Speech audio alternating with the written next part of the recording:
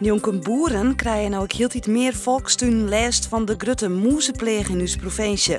Ik daar zwaardig je de bisten voor 10.000 euro zo'n keer. Ze had van het weekend de volkstuinvereniging van Jorvert bezocht de moezen te verjaaien toch het hele complex onder wetter te zetten. De actiegroep Gastvrij Terschelling is zo'n juist een vereniging. De organisatie hoopt het zo sterker te staan in eventuele bezwierprocedures om de vergunningsverlening van tulipoil heen.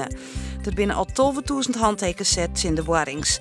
De Rie stemde juist unaniem in het Boarien Nagas bij het eiland.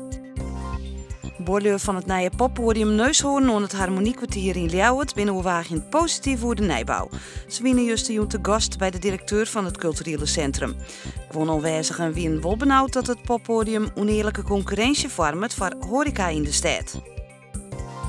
Het vrouwenteam van Sportclub Heerenveen had trainer Henk de Jong van Sportclub Cambuur uitnoegen voor de wedstrijd in PSV op 20 maart. De Jong zei in het weekend dat zijn spelers als vrouwen spelen. Hij had er letters zijn excuus voor aanbeen.